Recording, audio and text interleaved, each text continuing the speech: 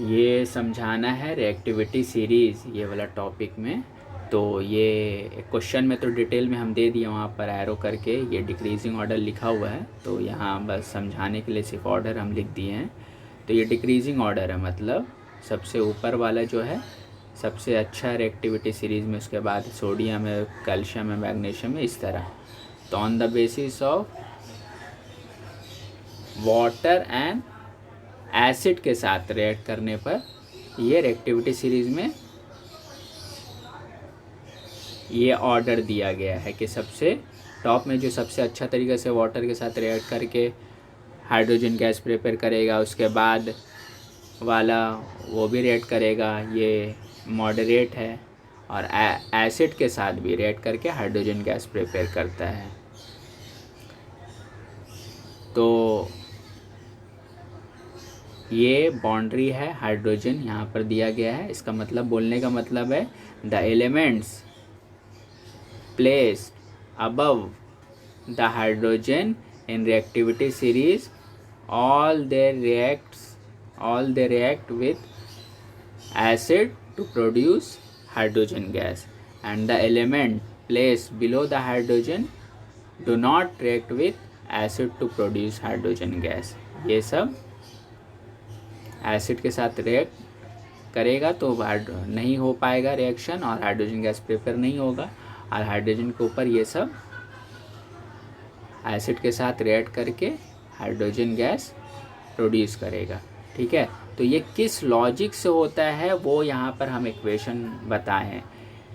ICSE board में 8th class में different type of chemical reaction बताया जाता है, जैसे कम्बिनेशन, डिकम्पोजिशन, फिर एक आता है डिस्प्लेसमेंट, डबल डिस्प्लेसमेंट भी होता है। तो यहाँ जो है डिस्प्लेसमेंट जो टाइप होता है वो पहले समझो। वो डिस्प्लेसमेंट होगा किस बेसिस पर, वो ये रिएक्टिविटी सीरीज़ का रूल फॉलो करता है, तभी डिस्प्लेसमेंट होगा। पहले डिस्प्लेसमेंट समझ लो।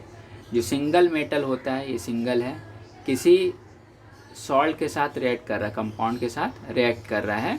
कंपाउंड में जो इलेक्ट्रोपॉजिटिव है, इसमें इलेक्ट्रोपॉजिटिव कौन होता है? मेटल सभी इलेक्ट्रोपॉजिटिव होता है। तो ये जो जिंक सल्फेट में इसमें मेटल कौन है? जिंक। तो ये जिंक और इंडिविजुअल एलिमेंट के बीच में कंपैरिजन करेंगे जिसके साथ वो रिएक्ट कर रहा है। जो इंडिविजुअल अकेला है वो रिएक्टिविटी सीरीज़ में इस कंपाउंड वाला मेटल के अबव लाई करता है। तो यहाँ पर देखेंगे जिंक से मैग्नीशियम क्या अबव लाई करता है, तो देखेंगे जिंक यहाँ पर है और मैग्नीशियम यहाँ पर है।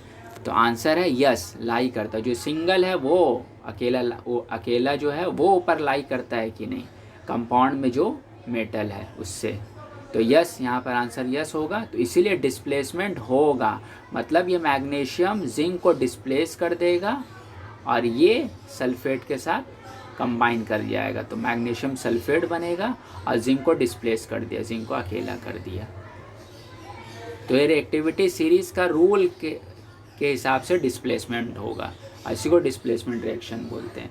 अगर ये ऐसा नहीं हुआ, जिंक अगर अकेला होता और मैग्नीशियम सल्फेट होता, तो उल्टा हो गया, यानी नहीं होता। वही एक एग्जांपल दूसरा दिए हैं यहाँ पर, जिंक और मैग्नीशियम सल्फेट ही दे देते तो भी काफ़ी हो जाता, लेकिन एक और एक्स्ट्रा एग्जांपल और अलग एलिमेंट में भी हम दिखा दिए। यहाँ पर देखो नेक्स्ट वाला में, ये आयरन, ये मेटल है, और जो कंपाउंड है उसमें जो मेटल है कैल्शियम। तो कैल्शियम आयरन में देखें, जो सिंगल है आयरन, इसको अबव होना चाहिए तभी होगा डिस्प्लेसमेंट। तो आयरन को देखते यहाँ पर है और कैल्शियम देखते हैं ऊपर है। नहीं, जो सिंगल है वो तो नीचे हो गया, उसको अबव होना चाहिए तभी डिस्प्लेसमेंट होगा। तो यहाँ पर इसीलिए हम क्रॉस कर दिए, नहीं होगा। ठीक है, तो रिएक्टिविटी सीरीज़ में जो एसिड हम बता रहे थे कि एसिड के साथ रिएक्ट कर हाइड्रोजन गैस बनाएगा, उसका रीज़न यही है।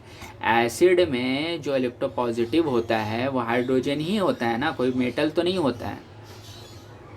ये जब हम चार्ट जो 9th क्लास में हम लिखने के लिए दिए थे, कॉपी कर लेने कि सब एलिमेंट का सिंबल और वैलेंसी लिख लेना, तो इसमें नॉन मेटल जब लिखे तो इसमें यही बात बताया, नॉन मेटल में हाइड्रोजन ही इलेक्ट्रोपॉजिटिव होता है। तो एसिड में ऑलवेज तुमको कैटायन कौन मिलता है, हाइड्रोजन मिलता है। तो हाइड्रोजन के ऊपर जो भी रिएक्टिविटी सीरीज में लाई करेगा तो इसको डिस्प्लेस करेगा, डिस्प्लेस जैसे ही करेगा तो अकेला कर देगा तो हाइड्रोजन गैस नहीं मिलेगा। इसीलिए यहाँ पर यही बात बताया गया कि हाइड्रोजन के ऊपर है ये सब, हाइड्रोजन के ऊपर जो भी है सब डिस्प्लेस कर देगा एसिड में से हाइड्रोजन को, इसलिए हाइड्रोजन गैस प्रिपेयर करेगा। और जो नीचे हाइड्रोजन गैस को डिस्प्लेस नहीं कर पाएगा एसिड में से, जैसे कॉपर, ये कॉपर है हाइड्रोजन से नीचे में हो गया, नीचे में हो गया तो डिस्प्लेस नहीं कर पाएगा। ठीक है, एक्चुअली रीज़न ये है, सिर्फ एसिड के साथ मामला नहीं है, डिस्प्लेसमेंट किसी के साथ भी। कंडीशन बस ये होना चाहिए जो इंडिविजुअल एलिमेंट है, जैसे एल्युमिनियम अगर फेरस सल्फेट के साथ करे, एल्युमिनियम अकेला और आयरन के साथ कोई रेडिकल रहे या नेगेटिव इलेक्ट्रोनेगेटिव माने ऐसा सॉल्ट बनाए, आयरन का सॉल्ट रहे, एल्युमिनियम अकेला रहे तो एल्युमिनियम आयरन को डिस्प्लेस कर देगा। ठीक है, तो इस वजह से एसिड में हमेशा तुमको हाइड्रोजन मिलेगा कैटायन, तो इसको ऊपर अबव लाई करने वाला एलिमेंट इसको डिस्प्लेस कर देगा जब भी रिएक्शन होगा। क्लियर हो गया? वही इसके बाद वाला जो हम क्वेश्चन दिए थे वो इससे क्लियर हो जाए। ये देखो, explain why blue colour of copper sulphate.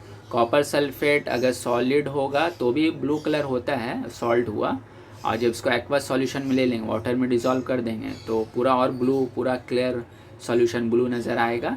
तो क्वेश्चन बोला जा रहा है कि जब आयरन रॉड को, ये ब्लू कलर कॉपर सल्फेट, इसका कमर्शियल नेम कॉपर सल्फेट का ब्लू विट्रल भी है, ब्लू कलर होने की वजह से। आयरन रॉड को जब उसमें डिप करेंगे तो कॉपर सल्फेट का ब्लू कलर डिस्चार्ज क्यों हो जाता है? तो इक्वेशन ही काफ़ी है यहाँ पर, वही चीज़ स्टेटमेंट लिखा गया है।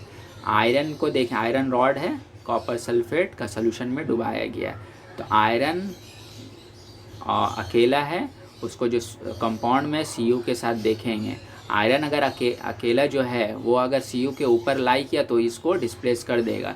तो आयरन देख रहे यहाँ पर है और कॉपर देख रहे यहाँ, तो यस डिस्प्लेस होगा, कॉपर को डिस्प्लेस कर देगा। ये सल्फेट के साथ आयरन कंबाइन होकर फेरस सल्फेट हो गया और कॉपर अलग हो गया। तो फेरस सल्फेट का कलर थोड़ी ब्लू होता है, इसलिए ब्लू कलर डिस्चार्ज हो जाता है। ये कोई मैजिक नहीं है, यहाँ पे यही इक्वेशन है, केमिकल इक्वेशन।